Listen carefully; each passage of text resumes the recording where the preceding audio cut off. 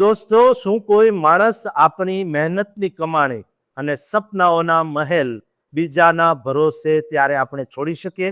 જ્યારે આપણને ખબર હોય કે આપણી સામે ઉભેલો એ શખ્સ વિશ્વાસનો નહીં પણ લાલચનો સોદાગર છે. અમેરિકાના ફ્લોરિડામાં એક ભારતીય મૂળના યુવાનના આલિશાન ઠાઠમાઠ અને તેની કરોડોની સંપત્તિ પાછળ છુપાયેલું એક એવું કાળું સત્ય બહાર આવ્યું, જેણે સેંકડો પરિવારોના ભવિષ્યને અંધકારમાં ધકેલી દીધા. જ્યારે કોઈ વ્યક્તિ પોતાના વર્ષગાંઠની ઉજવણીમાં મશગુલ હોય અને અચાનક એફબીઆઈના સકંજામાં આવી જાય, ત્યારે તેના પાપનો ઘડો કેવી રીતે ફૂટ્યો હશે? વિશ્વાસઘાત, વૈભવ અને છેતરપિંડીની આ હૃદયદ્રાવક વાત તમને એ વિચારવા મજબૂર કરી દેશે કે જે દેખાય છે તે હંમેશા સત્ય નથી હોતું. આજે આપણે વાત કરી રહ્યા છીએ 41 વર્ષીય ઋષિ કપૂરની, જે લોકેશન વેન્ચર્સ LLCના CEO હતા અને જેમની પર $85 મિલિયન એટલે કે આશરે 710 કરોડ રૂપિયાના રિયલ એસ્ટેટ ફ્રોડના ગંભીર આરોપો લાગ્યા છે. ઋષિ કપૂરે 2016થી 23 દરમિયાન મિયામીના પોશ વિસ્તારો જેવા કે કોરલ ગેબલ્સ અને મિયામી બીચના 12 જેટલા લક્ઝરી પ્રોજેક્ટની જાહેરાત કરી 100થી વધુ રોકાણકારો પાસેથી કરોડો રૂપિયા પડાવ્યા. નવાઈની વાત તો એ છે કે આ પ્રોજેક્ટ ક્યારેય જમીન પર આવ્યા જ નહીં અને માત્ર કાગળ પર જ રહી ગયા. ઋષિ કપૂરે રોકાણકારોને 20થી 30% વાર્ષિક વળતરની લાલચ આપી.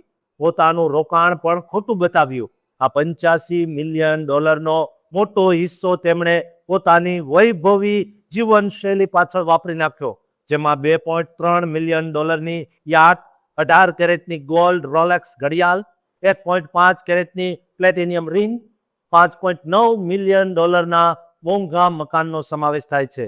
તપાસમાં બહાર આવ્યું કે તેમણે બેંકો પાસે લોન લેવા માટે ખોટા સ્ટેટમેન્ટ બનાવ્યા અને કર્મચારીઓના પગારમાંથી ટેક્સ કાપવા છતાં તે IRSમાં જમા કરાવ્યો નહીં. ઋષિ કપૂરે પોતાની રાજકીય પકડ મજબૂત કરવા મિયામીના પૂર્વ મેયરને પણ કન્સલ્ટન્ટ તરીકે રાખ્યા.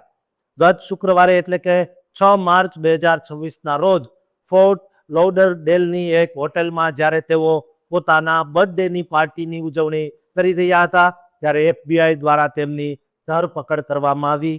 તેમની પર વાયર ફ્રોડ, મની લોન્ડરિંગ અને ટેક્સ ઇવેઝન જેવા 20થી વધુ ગંભીર ગુનાઓ દાખલ કરવામાં આવ્યા, જેમાં તેમને 20 વર્ષ સુધીની જેલની સજા થઈ શકે છે. કોર્ટમાં તેમના વકીલે $1.5 મિલિયન બોન્ડની ઓફર કરી, પરંતુ તેઓ વિદેશ ભાગી જાય તેવા જોખમને જોતા જજે તેમના જામીન અરજી ફગાવી દીધા, કારણ કે તેમની બહામાસ અને અન્ય દેશોમાં મિલકતો હોવાનું જાણવા મળ્યું છે. આ ઘટનાએ અમેરિકામાં વસતા ભારતીય સમાજ અને ગુજરાતી સમાજમાં મોટો આઘાત પહોંચાડ્યો છે, કારણ કે ઋષિ કપૂર એક સફળ બિઝનેસમેન તરીકે ઓળખાતા. હવે સધર્ન ડિસ્ટ્રિક્ટ ઓફ ફ્લોરિડાની ફેડરલ કોર્ટમાં કેસ ચાલશે, જ્યાં નક્કી થશે કે આટલા મોટા ફ્રોડનો શિકાર બનેલા રોકાણકારોને ન્યાય મળશે કે નહીં. આ કેસ આપણને શીખવે છે કે ચળકતી દરેક વસ્તુ સોનું નથી હોતી દોસ્તો, અને મોટા વળતરની લાલચ હંમેશા જોખમી સાબિત થાય છે.